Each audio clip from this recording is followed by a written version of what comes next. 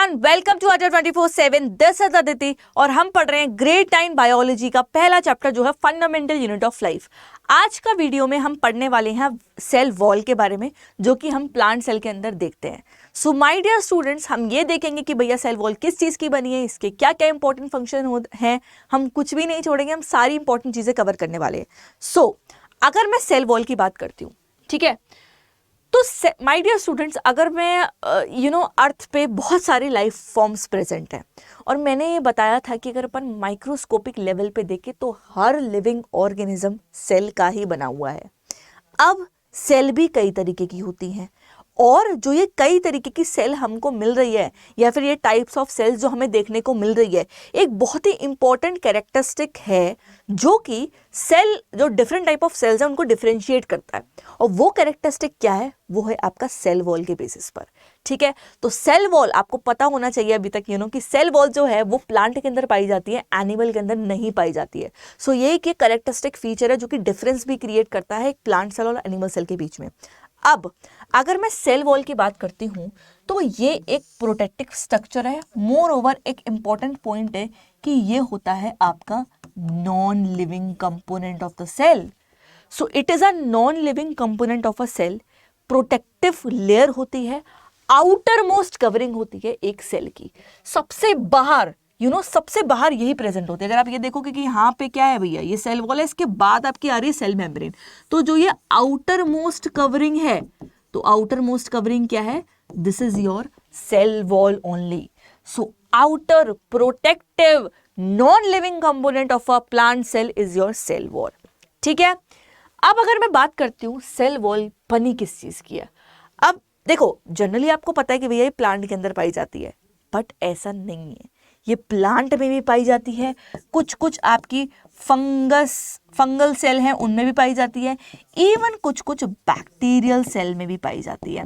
अब आप पूछोगे मैम ऐसा क्यों, मतलब तो फिर एनिमल के अंदर क्यों नहीं पाई जाती? अब आप एक कंडीशन इमेजिन करो। देखो यार, प्लांट्स तो बेचारे बाहर है, क्या वो चल सकते हैं? नहीं, वो नहीं चल सकते। हम तो यार, अगर कोई, जैसे हम बाहर खड़े हैं, ठीक है, और बड़ी जोर का आंधी तूफान आया, हम तो चले जाएंगे कि कोई भी शेल्टर ऑक्यूपाई कर लेंगे। इवन एनिमल्स भी ऐसा कर सकते हैं, पर प्लांट ऐसा कर सकते हैं? नहीं, वो नहीं कर सकते। वो स्टेशनरी होते हैं, वो इधर उधर घूम नहीं सकते। इसलिए उनको एक प्रोटेक्टिव लेयर की रिक्वायरमेंट है जो उनको विथस्टैंड करने में हेल्प करे ऐसी एक्सट्रीम एनवायरमेंटल कंडीशन। क्योंकि जो एनिमल्स हैं वो तो चले जाएंगे यार, कहीं आंधी तूफान आ रहा है, जाके किसी शेल्टर के अंदर जाके छुप जाएंगे। ठीक है, हम भी कर सकते हैं ऐसा, मगर प्लांट ऐसा नहीं कर सकते। इसलिए उन्हें इस प्रोटेक्टिव लेयर की रिक्वायरमेंट होती है। ठीक है, same case for fungus. Fungus भी भैया स्टेशनरी है ना, उसको भी प्रोटेक्शन की जरूरत है, उसमें भी सेल वॉल प्रेजेंट होगी। बट बैक्टीरिया, ये थोड़ा डाइसी सा लग रहा है ना। बैक्टीरिया तो यार मूव करते हैं, तो इनके अंदर सेल वॉल क्यों प्रेजेंट है? इनके अंदर सेल वॉल इसलिए प्रेजेंट होती है क्योंकि जो बैक्टीरिया होते हैं ना, ये बड़ी ही एक्सट्रीम कंडीशन में रहते हैं। ठीक है, बहुत ही गर्मी, कितना टेम्परेचर विथस्टैंड कर लेते हैं आप सोच भी नहीं सकते। ठीक है, माइनस में भी पाए जाएंगे, माइनस 100 डिग्री सेल्सियस और plus 136 degree Celsius, extreme conditions में पाए जाते हैं बैक्टीरिया, है ना। अब ये वहाँ सर्वाइव कैसे करते हैं? इसलिए सर्वाइव करते हैं क्योंकि इनके पास सेल वॉल प्रेजेंट होती है। तो एक नॉन लिविंग कंपोनेंट है बट प्रोटेक्टिव लेयर है। कहाँ प्रेजेंट होती है? प्लांट में प्रेजेंट होती है, फंगस में भी होती है और बैक्टीरियल सेल में भी होती है। फर्क कहाँ आता है तीनों में? देखो, तीनों में है तो है, ठीक है। फर्क कहाँ आता है? फर्क ये आता है कि प्लांट के अंदर जो सेल वॉल होती है वही बनी होती है सेल्यूलोज की। अगर मैं बात करती हूँ फंगस की, तो फंगस में बनी होती है काइटिन की। और बैक्टीरियल सेल की बात करती हूँ तो वहाँ उनके अंदर ये बनी होती है पेप्टाइडोग्लाइकिन की। तो इनका कंपोजिशन इज समथिंग जो कि वेरी करता है। प्लांट सेल्यूलोज याद रखना, फंगस के अंदर काइटिन की और बैक्टीरियल सेल के अंदर पेप्टाइडोग्लाइकिन की। अब जो ये सेल वॉल है ये काफ़ी फ्रीली परमिएबल होती है प्लांट के अंदर। फ्रीली परमिएबल है, इवन मूवमेंट अलाउ करती है किसका? गैसेस का और वाटर का। ये चीज़ आपको ध्यान रखनी है। तो परमिएबल लेयर है, अलाउ करती है किस चीज़ का?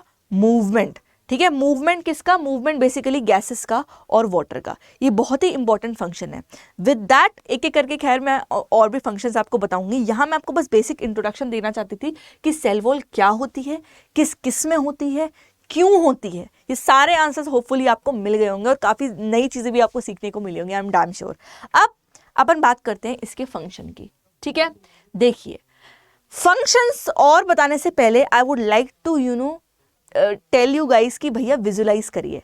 बायो में विजुलाइजेशन इज वेरी इंपॉर्टेंट, मैं हमेशा बोलती हूँ। तो सेल वॉल कुछ ऐसी दिखती है आपकी माइक्रोस्कोप के अंदर, वेरी इंटरेस्टिंग नो।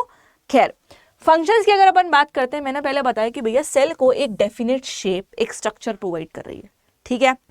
उसका क्या है भैया, इसी से रिलेटेड है, हम ये भी बोल सकते हैं कि स्ट्रक्चरल सपोर्ट दे रही है।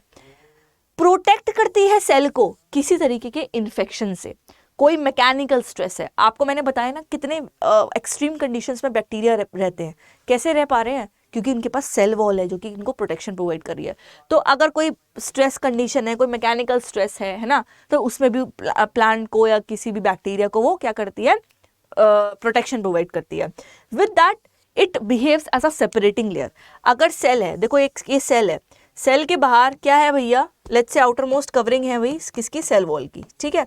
तो ये क्या कर रही है, ये सेपरेशन भी तो दे रही है ना एक तरीके से, कि सेल के अंदर जो चीज़ें हैं और सेल के बाहर एक्सटर्नल जो एनवायरनमेंट है, इसके बीच में ये एक लेयर बन गई है ना, जो आप ये समझ सकते हो कि इधर जो अंदर वाला एरिया और जो बाहर वाला एरिया उसको सेपरेट कर रही है, ठीक है।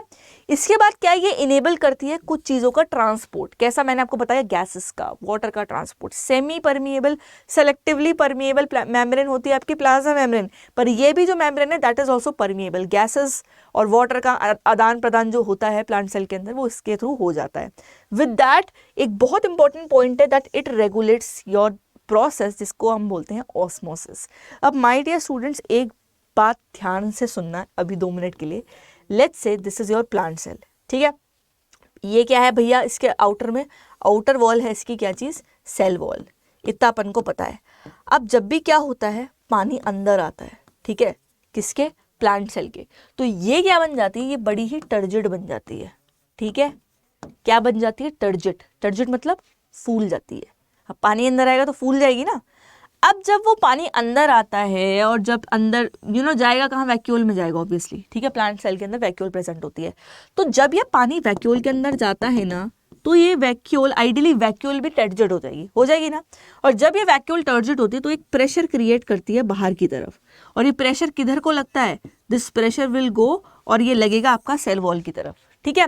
बट हमारी सेल वॉल भी बड़ी स्मार्ट है। इन टर्न वो क्या करती है, अगेन जैसे प्रेशर लग रहा है वैक्यूल से बाहर की तरफ, ये भी अपना अंदर की तरफ धकेलती है, अंदर की तरफ एक प्रेशर लगाती है। जो प्रेशर अंदर वैक्यूल के थ्रू क्रिएट होता है उसको अपन टर्गर प्रेशर बोलते हैं। और जो ये बाहर वाली सेल वॉल है, तो वो भी क्या कर रही है, एक प्रेशर लगा रही है अंदर की तरफ। तो उससे क्या हो रहा है ना, चीज़ें हो रही है मेंटेन, चीज़ें हो रही है बैलेंस। नहीं तो अगर पानी ऐसे अंदर आता गया तो आप खुद सोचो सेल बर्स्ट नहीं कर जाएगी, मगर ऐसा तो नहीं होता है। ऐसा इसलिए नहीं होता क्योंकि सेल वॉल भैया बहुत बड़ा रोल प्ले करती है। ये कोई एक्सट्रीम कंडीशन है या पानी भी अंदर आ रहा है लेट्स से नॉर्मल कंडीशन में, तो ये क्या कर रही है, एक प्रोटेक्टिव लेयर है, सेल को बर्स्ट भी नहीं होने दे रही, उसको शेप भी प्रोवाइड कर रही है। तो बहुत बड़ा रोल होता है इसका भैया प्लांट के अंदर। इवन प्लांट क्या बोलूँ मैं, आपका फंगस भी हो गई, आपका बैक्टीरिया स्पेशली, क्योंकि कितनी एक्सट्रीम कंडीशन में रहते हैं। आप सोचो सेल वॉल अगर नहीं होती तो क्या वो सर्वाइव कर पाते, नहीं, वो नहीं कर पाते। तो सेल वॉल बहुत इंपॉर्टेंट स्ट्रक्चर है। किस किस चीज में, 3 एस है, याद रख, 2 एस है और 1 आर है। क्या है, एक है शेप, ठीक है, एक है स्ट्रेंथ 2 आर, ठीक है, and 2 S and 1 R. 1 R क्या है आपका, rigidity. Shape, strength, rigidity, 3 important function है भैया सेल वॉल के। उसके अलावा और तो फंक्शंस है ही है कि भैया बैरियर की तरह बिहेव कर रही हैं ना, सेपरेशन करवा रही हैं। कोई भी एक और इम्पॉर्टेंट पॉइंट है, देखो प्लांट के अंदर डिजीज कॉजिंग पैथोजन तो हर जगह अवेलेबल है ना, मतलब प्रेजेंट है। एक्सटर्नल एनवायरनमेंट में तो होते ही होते हैं। हमें कौन प्रोवाइड कर रहा है प्रोटेक्शन, हमारी स्किन। अगर स्किन नहीं होती तो ये डिजीज कॉजिंग पैथोजन हमारी बॉडी के अंदर आराम से एंटर कर जाते और क्या क्या कर सकते। मगर अगर अपन मैं प्लांट की बात करती हूँ तो प्लांट के अंदर ये सेल वॉल प्रेजेंट होती है। कोई भी एक्सटर्नल एनवायरनमेंट से डिजीज कॉजिंग पैथोजन है अंदर एंटर नहीं कर पा रहा है। क्यों नहीं कर पा रहा है, क्योंकि ये एक प्रोटेक्टिव लेयर है, प्रोटेक्शन प्रोवाइड कर रही है। So that is a very important layer, ठीक है, जो क्या करती है, that is providing the protection to the cell, ठीक है। ये आप ध्यान रखना, भूलना नहीं है। सारे इंपॉर्टेंट फंक्शन है। एग्जाम में कई बार क्वेश्चन इस तरीके से पूछा जाता है कि what are the functions of cell wall. So आपको पता होना चाहिए कि फंक्शंस क्या क्या है। तो याद रखिएगा, सेल वॉल एक रिजिड रिजिड स्ट्रक्चर है और स्पेशली डिजाइंड इस तरीके से है कि ये सेल को मैकेनिकल सपोर्ट प्रोवाइड करती है, रिजिडिटी प्रोवाइड करती है, विद दैट सेपरेट भी करती है इसको एक्सटर्नल एनवायरनमेंट से, ठीक है। बैरियर की तरह बिहेव करती है, कोई डिजीज कॉजिंग पैथोजन अंदर एंटर नहीं कर सकता क्योंकि ये सेल वॉल प्रेजेंट है। यहाँ पर हमने सेल वॉल का स्ट्रक्चर भी देख लिया, हमने ये देख लिया कि भैया सेल वॉल कहाँ कहाँ प्रेजेंट होती है, ठीक है। बाहर प्लांट सेल के अंदर बाहर की साइड प्रेजेंट होगी, विद दैट फंगस में भी होती है, बैक्टीरिया में भी होती है। क्यों प्रेजेंट है हमने ये भी देख लिया, क्या क्या इसके इंपॉर्टेंट रोल है हमने ये भी देख लिया। तो इसी के साथ आपका सेल वॉल होता है खत्म। उम्मीद है आपको ये वीडियो समझ में आया होगा। अच्छा लगा हो तो लाइक करें, शेयर करें, कमेंट करें, सब्सक्राइब करें चैनल को, और मैं मिलती हूँ आप सबने नेक्स्ट वीडियो में।